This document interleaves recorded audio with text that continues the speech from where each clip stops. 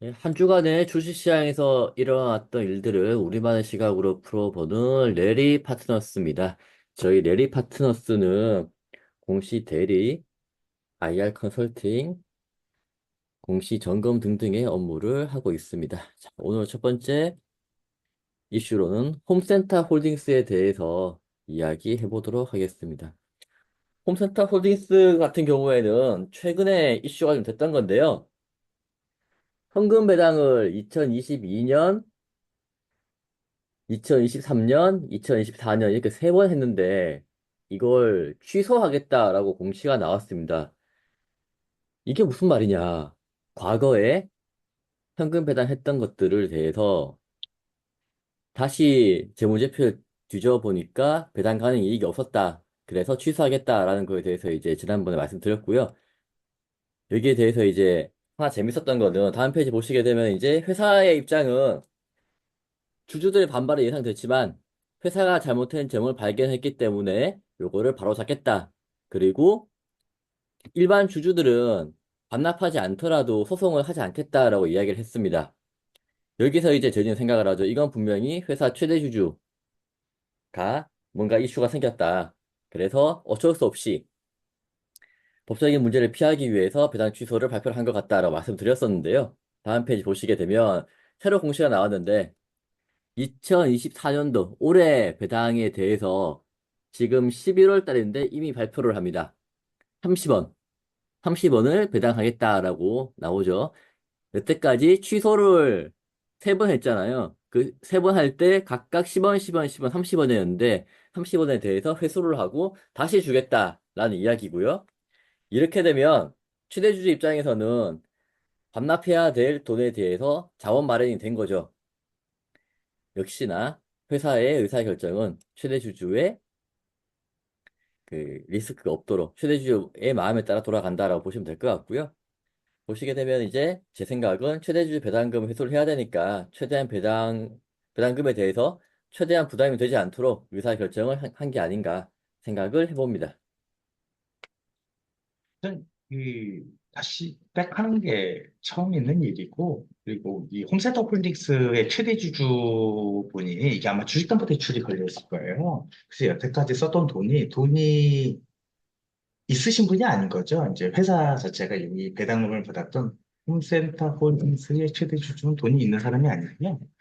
뭐 배당 받은 걸로 다 이자를 내고 있었겠죠. 그거를 다시 토해서 집어넣을 수는 없고, 다시 토해 내야 되니 어디서 돈을 뭐 배당을 먼저 받고 토해낼 건지, 토해낸 다음에 다시 배당 받을 건지는 좀 이제 봐야 되는데, 뭐, 그 어차피 돈이 없는 건 사실인 거죠. 그렇기 때문에 그, 지금 38억 중에서 이제 거의 20억이죠. 50, 한 6% 정도의 지분율을 갖고 있으니까, 다시 토해내고 다시 받아가는 거죠. 예. 그렇기 때문에, 뭐, 최대주주 입장에서 좀 번거롭죠. 근데 배임 행령으로 걸리는 것보다는 번거롭고 하고, 세금 계산 다시 하는 게 그게 낫죠. 예. 뭐, 다른 소액주주들이야 뭐, 그 생각해 봤을 때 아까 지금 기사에서 보듯이 아직 없다라는 거지 안 하겠다는 얘기가 아닌 거거든요. 그래서 아마 많이 받은 사람들은 다시 계산해서 하지 않을까. 받은 만큼 하지 않을까 생각을 합니다. 네. 배당에 대해서 이슈가 생긴 적이 있었냐라고 생각을 해보면 주로 배당에 대한 이슈는 배당을 얼마 주냐, 배당을 예상보다 적게 줘서 문제가 되는 거였지 배당을 줬던 걸 뺏어가는 경우는 없었고요. 배당과 관련된 이슈에 대해서 이제 다른 걸 한번 가져와 봤습니다. 웅진 시크릿의 사례인데 2020년에 있었던 겁니다. 이 회사 같은 경우에는요. 배당을 주기로 했는데 못 준다라고 공시가 나왔던 상황입니다. 뒤에 이제 기사를 보시게 되면 분기 배당을 하기로 했습니다. 3월 31일 기준으로 1분기 분기 배당을 주당 20원 하기로 했는데 그러면 주주명부 폐쇄를 미리 해야 되거든요. 그러면 3월 말 기준 주주가 누군지 알고 있어야 되기 때문에 주주명부 폐쇄하기 전 2주 전에 이사회를 하고 공고를 해야 되는 게 정상인데 회사에서는 이걸 안 했던 거죠. 그랬더니 나중에 한다는 소리가 해당 업무를 담당하는 IR 부문의 팀장과 팀원들이 퇴사를 해서 이런 업무를 진행하지 못했다라고 하는데 이거는 말도 안 되는 소리고요. 퇴사를 하더라도 명의계서 대행 기관하고는 이제 커뮤니케이션이 있어야 되는 건데 거기에 대해서는 회사가 놓친 게 아닌가 저는 생각을 하고 있고요. 그래서 다음 페이지 보시게 되면 이제 이사회를 하기 전에 IR 부서에도 배당을 실시할 것이라는 것을 어렴풋이나마 귀뜸하고 사실 이러지 않습니다. 귀뜸이 아니고요. IR 담당하는 부서에서 이런 일들은 적극 개입을 하고 직접 진행하기 때문에 귀뜸이 아니고 메인입니다. 그럼에도 불구하고 이런 일이 있었다는 거는 회사 내부적으로 이제 뭔가 커뮤니케이션에 문제가 있었고, 그리고 나중에 3월 말 전에 결정된 게 아니고, 뭐 4월 말이나 5월 초 뭐 이때쯤에 결정해가지고, 야, 갑자기 돈이 필요하니까 배당을 하자. 그랬던 게 아닌가 싶고요.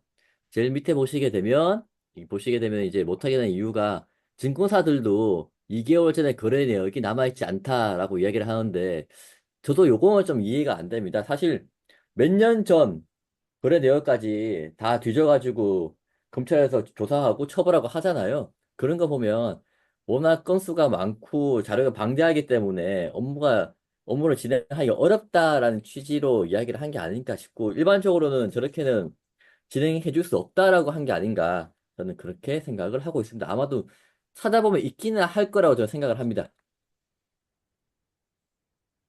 그렇죠. 이게 우선 이 해당 주관 부서가 이제 회사마다 이제 명칭은 좀 다를 수가 있습니다. 좀 코스닥이나 이런 작은 데 같은 경우는 경영지원실 안에 이제 회계팀장, IR 뭐 이렇게 공시 이게 다 한 사람이 하거나 아니면 그 팀에서 다 하는 거고 이제 그 팀에서 이제 배당금 하면 일정하고 이사회도 소집하고 의사록도 만들고 명예계서 대리인하고 연락도 하고 공시 나갈 공시 초안도 만들고 공시도 하고 이건 뭐 미리 사전에 얘기 뭐 당일날은 안 되겠죠. 이제 뭐 하려면 할 수 있겠죠. 당일날 이사회도 이제 당일날 불러가지고 다 하거나 아니면 미리 사전에 안건 얘기하지 않고 이사회부터 불러라 뭐 이렇게 할 수 있는데 이건 좋은 얘기이기 때문에 미리 다 얘기를 했을 거고요. IL팀이 이거 사전 준비를 많이 했을 겁니다. 왜냐면 이제 명의계서 대리인하고도 얘기해야 되는 것도 있고 뭐 자금팀하고도 돈도 좀 관리도 해야 되고 또 세금시도 이런 원천세도 이제 관리도 해야 되는 거고 실기주 20년도 정도면 이제 실기주가 없긴 하겠지만